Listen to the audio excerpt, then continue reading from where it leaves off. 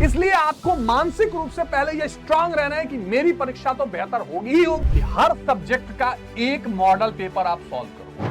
तो इस 10 दिन में आप मॉडल पेपर सॉल्व करो, प्रॉब्लम नोट्स करो, नोट्स का रिवीजन खटा। मॉडल पेपर सॉल्व करने से पहले नोट्स रिवाइज करो। यहां आंसर राइटिंग तुम कर रहे हो, अति लघु भी दीर्घ भी। अब चैप्टर नहीं, अब टॉपिक और क्वेश्चन पता चल गया है जहां तुम अटकते हो। अच्छा तो होगा कि तुम हर सब्जेक्ट का 5-5 क्वेश्चन रोज लिखो, और साथ में जब आप एमसीक्यू करते हो ना तो आपको फैक्ट तैयार हो जाता है। हेलो विद्यार्थियों, कैसे हैं आप? स्वागत है PW arts Hindi medium class 11-12 पे। मेरा नाम है अवनीश त्रिपाठी। भाई अब जो है किसी किसी एग्जामिनेशन में 15 दिन, कहीं 10 दिन, कहीं 20 दिन, यही आपको औसतन एग्जामिनेशन के लिए टाइम बचा है। और अब मेरे प्यारे बच्चों, खास करके आर्ट्स के स्टूडेंट तो अंतिम समय में बड़े घबराहट में आ जाते हैं कि भाई अब तो 10-15 दिन बचा है, अब लगता है कि छोड़ो अब तो नहीं ही हो पाएगा। और यहीं से प्यारे बच्चों आप अपने जीवन में पीछे रह जाते हैं, और यहीं से आप अच्छा करते करते चूक जाते हैं।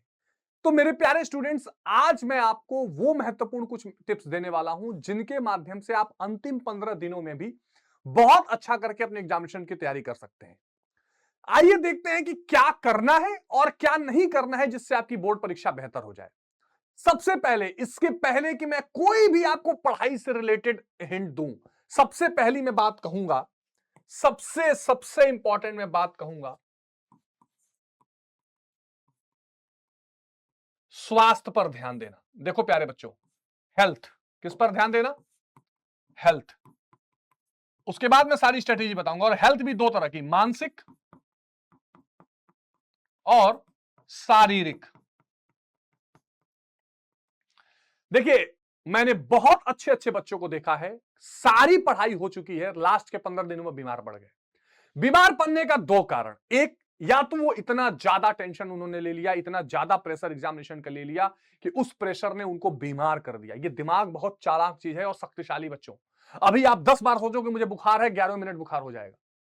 इसलिए आपको मानसिक रूप से पहले यह स्ट्रांग रहना है कि मेरी परीक्षा तो बेहतर होगी ही होगी, और किसी कारण से नहीं हुई तो यार ये जिंदगी थोड़ी खत्म हो जाएगी। अभी तो हजारों मौके मिलेंगे हमें बहुत अच्छा करने के लिए। तो मेंटली अगर, अच्छा 2 लोग मिलेंगे, अरे 10 ही दिन परीक्षा है, इतना ही पढ़े हो लोग, वो फलनवा तो 12 घंटा पढ़ रहा है, फलनवा तो 8 घंटा पढ़ रहा है, आपको लगेगा ले मैं तो 6 घंटा पढ़ रहा था तो मेरा कुछ नहीं होगा। इस मानसिक नकारात्मकता से आपको बचना है। और शारीरिक सबसे बड़ी दिक्कत आती है, आप सोना छोड़ देते हैं, आप हंसना छोड़ देते हैं, आप लोगों के साथ पॉजिटिव वक्त बिताना छोड़ देते हैं। और ऐसे में क्या होता है, कभी पेट की समस्या होती है, कभी सरदर्द होता है, आंख दुखने लगता है, आपको कमजोरी महसूस होती है। इसलिए मेरे प्यारे बच्चों, चाहे 2 क्वेश्चन एग्जाम में कम हो जाएं, चाहे आधा घंटा कम पढ़ लो, लेकिन शारीरिक और मानसिक स्वास्थ्य का ध्यान जरूर रखना, जरूर रखना, जरूर रखना। एक पहली एडवाइस। दूसरी एडवाइस, आपको अगर 15 दिन है तो इस 15 दिन को 10 और 5 में डिवाइड करना है। 10 दिन 5 दिन, ठीक है, 10 दिन 5 दिन। इस 10 दिन के भीतर आप कोशिश करिए कि हर सब्जेक्ट का एक मॉडल पेपर आप सॉल्व करो। क्या करो? एक मॉडल पेपर आप सॉल्व करो। दूसरा, नोट्स रिवीजन।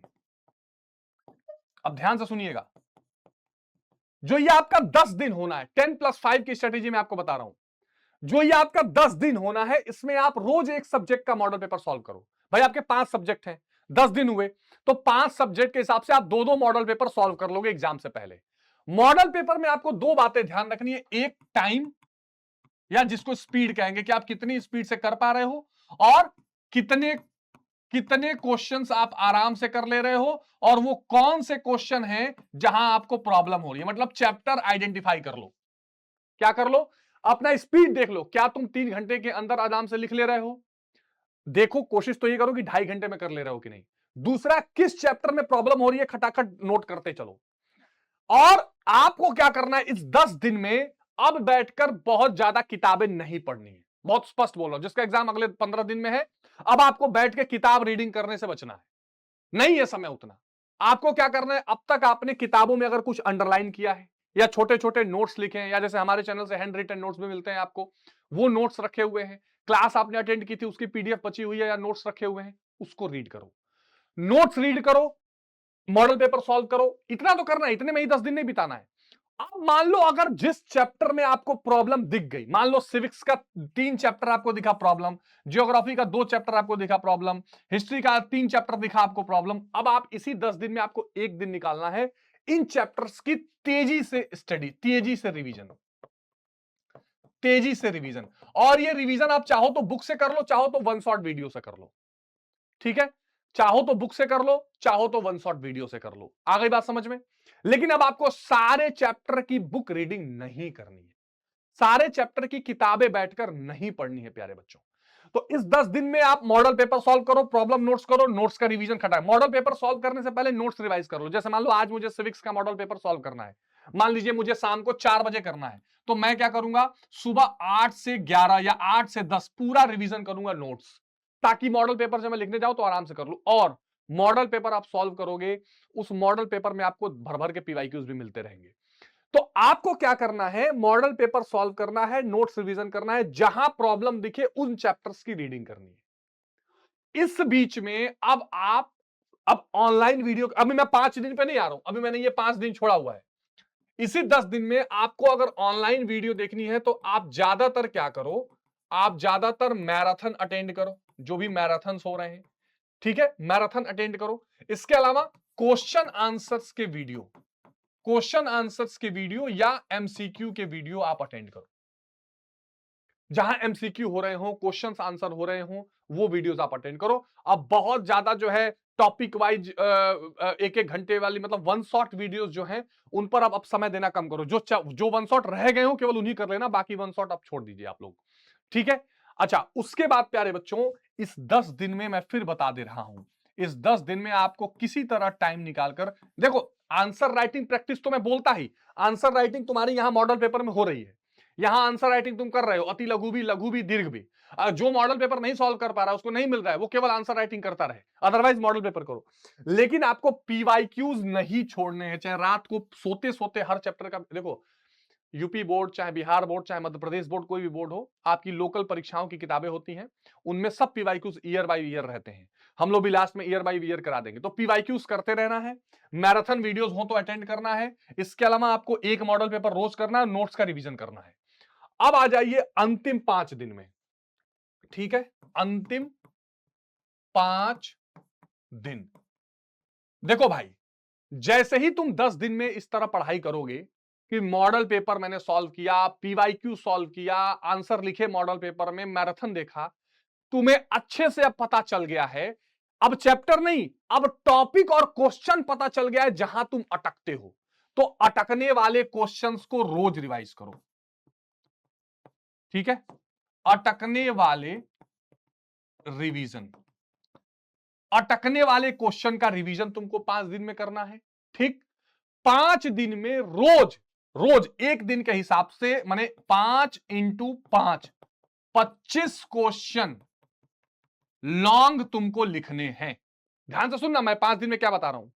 जो तुम पहले अटक रहे थे, उन अटकने वाले सवालों का रिवीजन तुमको रोज करना है।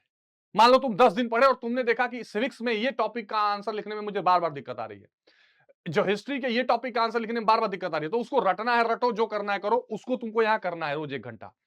और रोज तुमको 25 क्वेश्चन लिखने, मैं सॉरी, रोज 5 लॉन्ग आंसर्स लिखने हैं, ठीक है। मैं तो कहूंगा कि हर सब्जेक्ट के 2-2 लिखो, लेकिन फिर भी अगर 5 सब्जेक्ट है तो एक सब्जेक्ट से एक एक लॉन्ग आंसर भी। अच्छा, यहां लॉन्ग आंसर मैं क्यों लिखवा रहा हूं, यहां लॉन्ग आंसर में चैप्टर तैयार करने के लिए नहीं लिखवा रहा हूं, सिर्फ कॉन्फिडेंस देने के लिए लिखवा रहा हूं कि हाँ, मुझे लॉन्ग आंसर्स लिखने का तरीका है, समझ आ गया है, मेरे पास आएगा तो मैं लॉन्ग आंसर लिख लूंगा।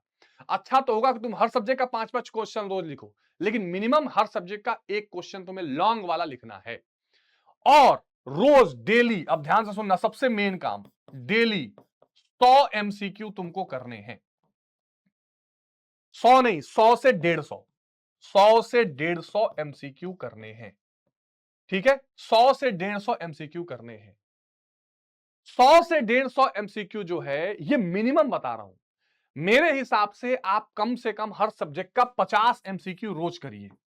माने 5 दिन में जो है, माने 50 एमसीक्यू एक सब्जेक्ट का, 250 टोटल, तो 25-25 750 एमसीक्यू इस 5 दिन में होने चाहिए। मैंने यहां 150 लिखा है, ये रोज के हिसाब से, तो उस हिसाब से 20-20 एमसीक्यू एक सब्जेक्ट के हुए।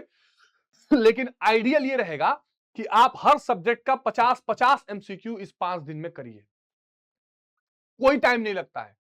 50 एमसीक्यू करने में 1 घंटा, 1.5 घंटा टाइम लगेगा। लेकिन करिए, जिससे आपका एमसीक्यू भी तैयार हो जाए। बिहार बोर्ड में तो एमसीक्यू ही मेन है। और साथ में जब आप एमसीक्यू करते हो ना, तो आपको फैक्ट तैयार हो जाता है और फिर वो फैक्ट आप लॉन्ग आंसर्स करने में लिख सकते हो। क्योंकि फैक्ट तैयार होता है एमसीक्यू करके, और फैक्ट अगर एमसीक्यू से आप करोगे तो आपका ये पूरा का पूरा तैयार हो जाएगा। ध्यान रखिएगा। तो आपको क्या करना है अंतिम 5 दिनों में? कम से कम हर सब्जेक्ट के 50 एमसीक्यू, यहां मैंने कम ही लिख दिए लेकिन मिनिमम कर दिया। अटकने वाले सवालों का रिवीजन, 50 एमसीक्यू हर सब्जेक्ट का रोज, और ये पीवाईक्यूज तो मैंने 10 दिन में डाल दिए, लास्ट में भी एक बार रिवीजन करते रहना। प्यारे बच्चों, ये एक छोटी सी स्ट्रेटेजी मैंने आपसे शेयर की, बहुत ज्यादा मैं चीजें शेयर नहीं करूंगा। ये आप करके देखो, मुझे पूरा यकीन है कि आप एग्जाम में बहुत अच्छा नंबर पाओगे। मेरी शुभकामनाएं आप लोगों के साथ हैं। हमेशा आप अच्छा करें, एग्जाम में बेहतर लाएं, और कोई डाउट या परेशानी इन दिनों चल रहा हो तो कमेंट में लिख दें। मिलते हैं अगले सेशन में। अपना बहुत ध्यान रखें। Take care. जय हिंद।